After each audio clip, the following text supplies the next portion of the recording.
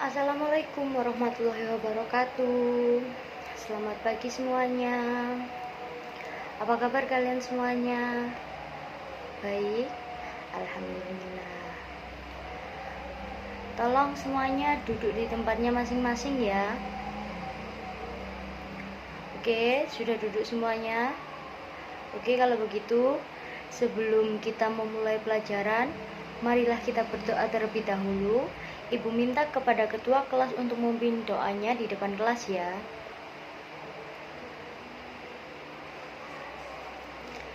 Oke, silahkan kembali ke tempat, ketua kelas.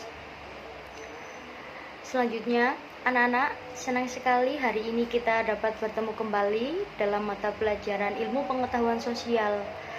Anak-anak, siapa yang ingat pelajaran minggu lalu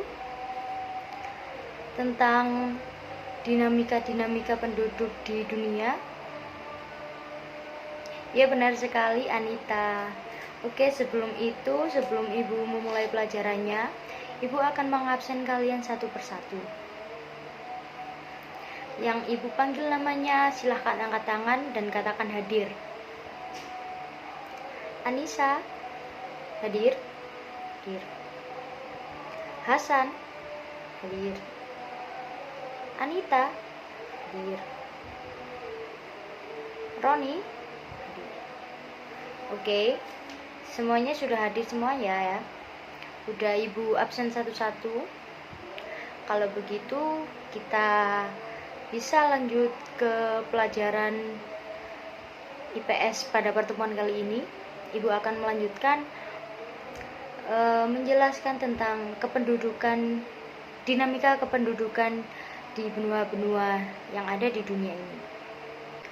Oke, pada pertemuan kemarin ibu sudah menjelaskan pembagian benua yang ada di dunia ini. Ada yang masih ingat anak-anak semuanya? Benua di dunia ini terbagi menjadi berapa? Betul sekali, terbagi menjadi 5, yang masing-masing diantaranya memiliki perbedaan dan karakteristik.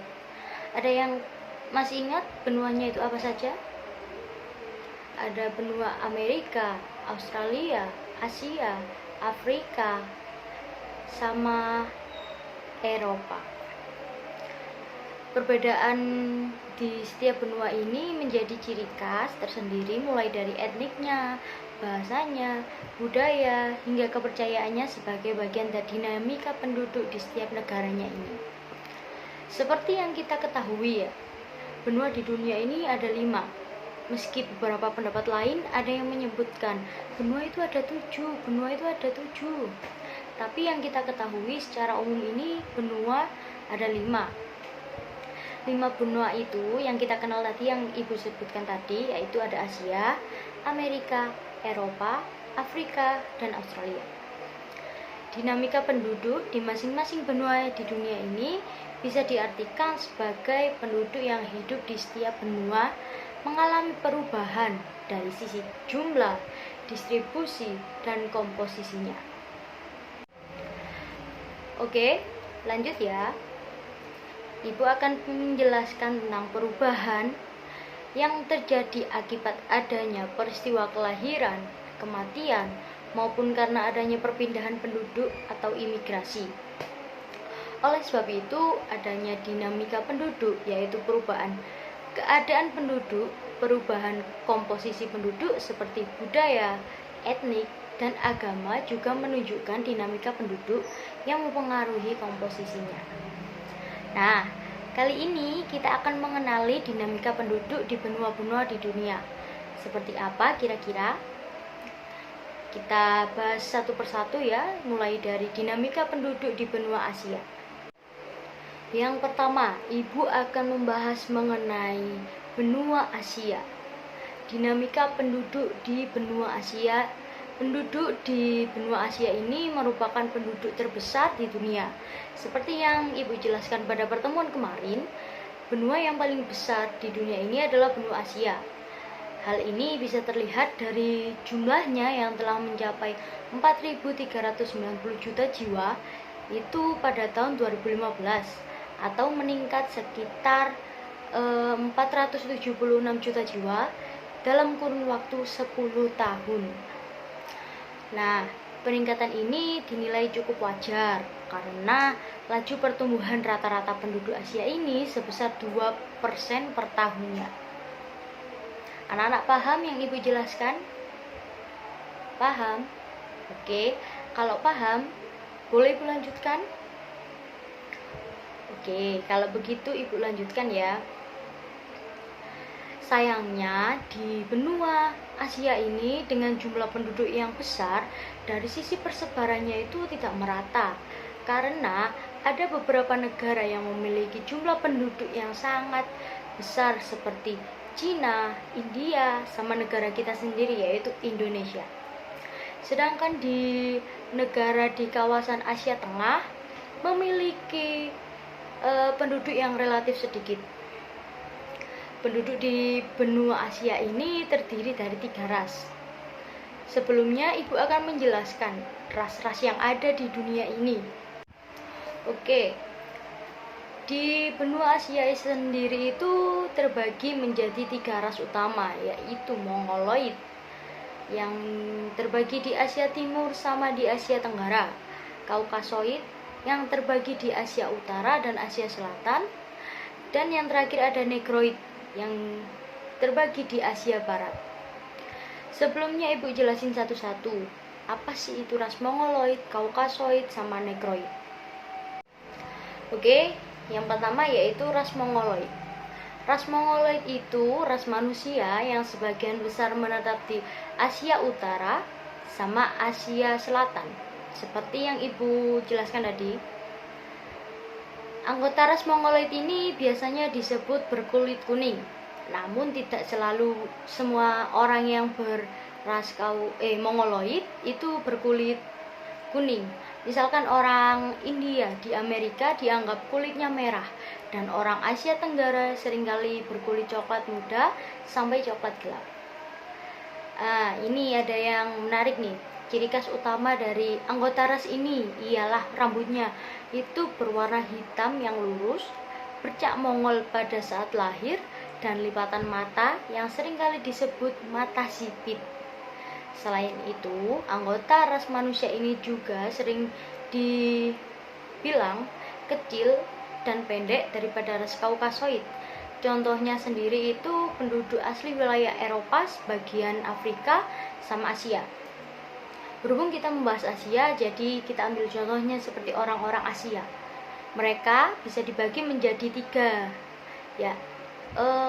tiga. Yang pertama ada Asiatic Mongoloid, yang kedua ada Malayan Mongoloid, yang ketiga ada American Mongoloid. Oke, dari sini paham semuanya anak-anak? Apa itu ras? Di benua Asia ini memiliki ras apa anak-anak? Ada yang tahu? Yang Ibu sudah jelasin? Ya, betul sekali. Oke, kalau gitu Ibu lanjutkan ya. Berarti semuanya kalian sudah paham ya. Oke, lanjut ya. Dari sisi kualitas penduduk juga bervariasi, di mana beberapa negara memiliki kualitas tinggi seperti Jepang, Korea Selatan, sama Singapura, yang biasanya itu disebut dengan negara maju ya. Sedangkan untuk Indonesia sendiri termasuk kategori sedang, dan negara Nepal itu termasuk di kategori yang rendah. Salah satu ciri benua Asia ini adalah tempat lahirnya agama-agama besar di dunia, seperti agama Hindu, agama Buddha, agama Islam, agama Kristen. Ada yang tahu agama Shinto, Taoisme, Sikh, ya seperti itu juga lahir di benua Asia ini. Selain agama, Asia juga akan budaya dan bahasa, di mana sebagian besar negara di Asia ini memiliki dari satu bahasa asli. Contohnya sendiri di negara kita. Negara kita beda tempat, beda bahasa. Seperti kita sekarang di Surabaya. Kalau kita pindah ke Pulau Madura, sudah beda bahasanya sendiri, memakai bahasa Madura.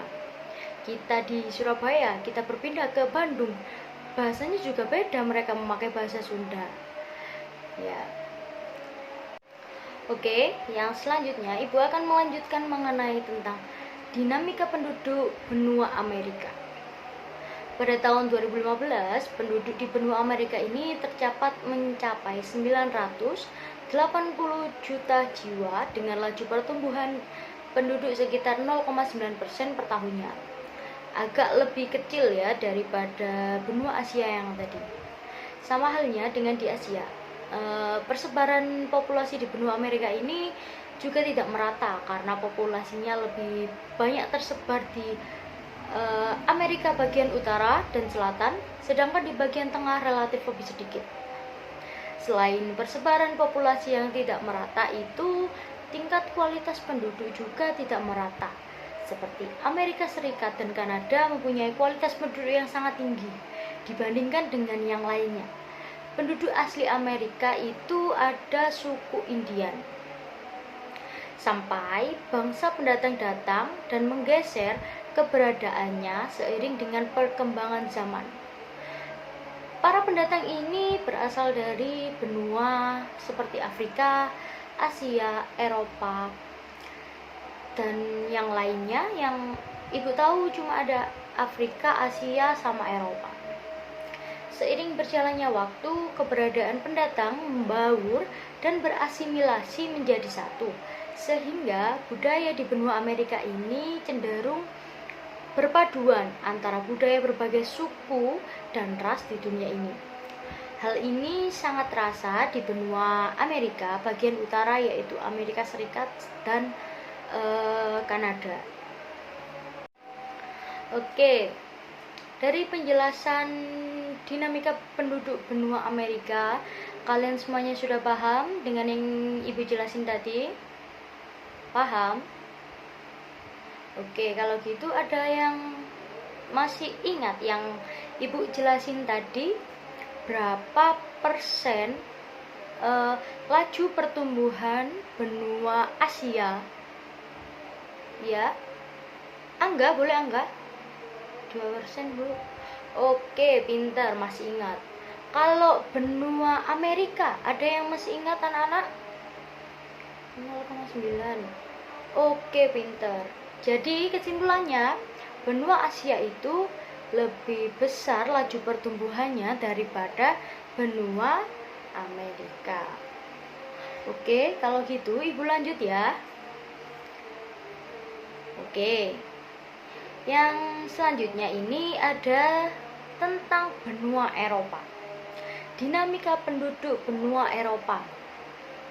Jumlah penduduk di benua Eropa pada tahun 2015 mencapai 742 juta jiwa dengan laju pertumbuhan penduduk kurang dari 1%.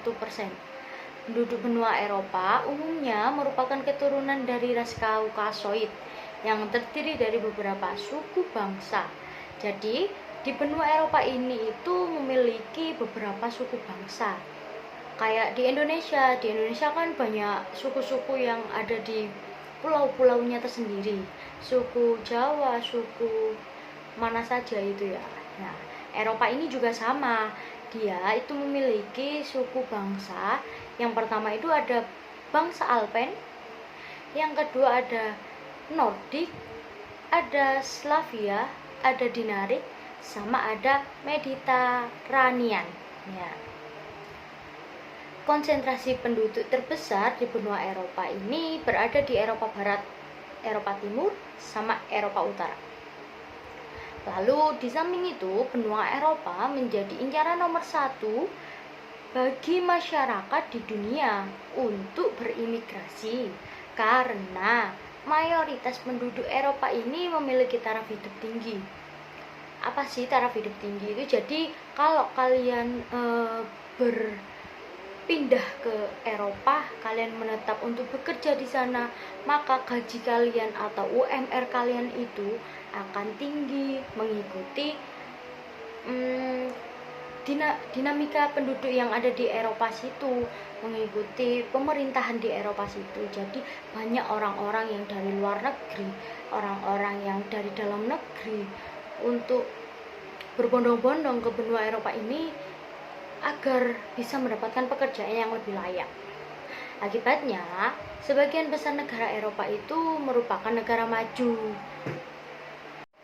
Contohnya sendiri, negara maju di benua Eropa itu ada negara Belanda.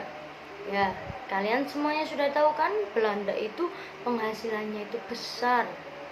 Yang kedua ada negara Belgia, ada negara Denmark, Jerman, Finlandia, negara-negara yang pasti dikunjungi oleh turis, wisatawan, dan pasti taraf hidupnya itu tinggi. Bukan hanya gaji mereka, tapi biaya hidup mereka juga tinggi. Oke, ada yang ditanyakan dulu dari sini? Ya, Putri boleh bertanya. Ras yang ada di benua Eropa. Oke, Ibu jelasin nih. Ras yang ada di benua Eropa itu adalah ras Kaukasoid. Sebetulnya itu pembagian ras ini tuh mengikuti dari suku bangsanya. Tapi Ibu jelasin ya secara umum. Kalau di benua Eropa ini ada ras bukan ada ya, tapi masyarakatnya rata-rata beras Kaukasoid, yaitu ras yang memiliki ciri khas berkulit putih, rambut pirang, atau kecoklatan hingga kehitam-hitaman dengan mata warnanya yang biru, hijau, atau abu-abu yang kayak orang-orang pakai softland itu. Ras itu yang paling banyak ditemukan di wilayah Eropa.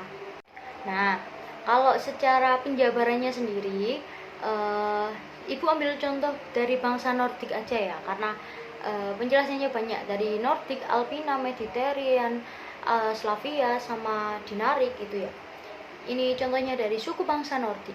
Ciri utamanya itu masyarakatnya itu memiliki warna mata yang biru, rambutnya yang sangat pirang, tengkoraknya yang panjang. Contohnya itu penduduk Jerman, Inggris, Denmark, Belanda, terus ada di semenanjung Skandinavia. Suku itu tersebar di Eropa bagian barat dan utara. Oke, anak-anak semuanya paham tentang penjelasan dari bangsa Eropa ini, dari benua Eropa? Paham semuanya? Paham? Oke, kalau begitu Ibu lanjutkan ke benua yang selanjutnya, yaitu benua Afrika. Dinamika penduduk benua Afrika. Pada tahun 2015, jumlah penduduk di benua Afrika ini mencapai 1.171 juta jiwa dengan laju pertumbuhan penduduk sebesar 2,5% per tahun. Ini laju pertumbuhannya lebih besar daripada benua Asia. Ya, besarnya jumlah penduduk ini itu di benua Afrika itu tidak lepas dari angka kelahiran yang tinggi dibandingkan dengan angka kematiannya. Besarnya jumlah penduduk ini juga didorong oleh beberapa faktor, antara lain sistem keluarga yang kuat. Penduduk Afrika yang berorientasi pertanian cenderung memilih banyak anak agar bisa mengolah lahannya. Jadi kayak kalian punya sawah, lalu kalian punya anak. Nah, sawah itu biar bisa jadi kayak warisannya, diturunkan ke anaknya supaya hidupnya itu bisa terjamin lah ke depannya. Nah, dari situ penduduk dari Afrika ini memiliki pikiran, memiliki banyak anak itu lebih baik, memperbaiki masa depannya agar dia bisa menjadi orang yang sukses di kedepannya. Nah, banyaknya angka kematian yang direspon dengan banyaknya anak, rendahnya pendidikan perempuan. Jadi di sana itu perempuan itu rendah pendidikannya. Beda dari Indonesia yang semua wanitanya itu, enggak semua wanita, emang semuanya itu diwajibkan untuk memiliki pendidikan agar bisa menjadi pribadi yang lebih baik ya. Lalu ada yang terakhir itu kurangnya fasilitas hiburan atau rekreasi. Selain itu, akses terhadap fasilitas kesehatan juga masih rendah, sehingga kurangnya pengetahuan terhadap alat kontrasepsi. Jadi, seperti yang Ibu jelasin tadi, mereka mikir itu banyak anak itu nanti bisa melanjutkan bukan usaha, tapi melainkan kayak mengolah lahannya agar tidak bisa dipegang oleh orang lain. Jadi yang bisa mengelola lahannya tersebut itu hanya keluarga-keluarganya saja, terutama kepada anak-anaknya. Nah, minimnya pengetahuan terhadap alat kontrasepsi juga mereka itu rendah, jadi wajar kalau mereka punya anak terus. Oke, yang selanjutnya ini yang terakhir ya, mengenai benua Australia, dinamika penduduk benua Australia. Australia merupakan negara yang juga sebuah benua dengan kualitas penduduk yang tinggi. Pada tahun 2016, penduduk benua Australia ini mencapai 24 juta jiwa, di mana 92%-nya adalah bangsa berkulit putih. Sisanya merupakan bangsa Asia dan bangsa aborigin. Biasanya itu orang-orang Asia itu orang-orang pendatang atau orang-orang migrasian. Nah, selain itu, Australia menjadi negara tujuan utama para imigran, sehingga tidak mengherankan budaya yang ada juga tergolong sangat beragam. Hal itu membuat agama yang dianut penduduk di Australia itu juga beragam, mulai dari ada agama Islam, Hindu, Kristen, Buddha, Sikh maupun ateis juga ada. Ibu tadi lupa menjelaskan laju pertumbuhan penduduk di benua Australia itu adalah 1,5% per tahun. Kualitas benua Australia ini merupakan negara dengan kualitas penduduk yang sangat tinggi. Salah satu indikator kualitas penduduk yaitu angka harapan hidup menunjukkan kategori tinggi yaitu 82% per tahunnya. Ibu tambahin sedikit mengenai benua Australia ini. Bagaimana sih, kan ada yang tanya tadi ya, bagaimana sih komposisi penduduk di benua Australia itu, Bu? Komposisi berdasarkan ras, bagian besar itu penduduk Australia ada bangsa yang kulit putih atau ras Caucasoid, selebihnya itu dari Asia, selebihnya juga ada dari aborigin. Jadi kayak kalau diperumpamain 92% itu rasnya masyarakat benua Australia itu yaitu Caucasoid, lalu 7%-nya itu dari Asia, lalu sisanya 1%-nya itu dari aborigin sama yang lain-lainnya. Oke, Ibu akan menjawab pertanyaan dari Angga.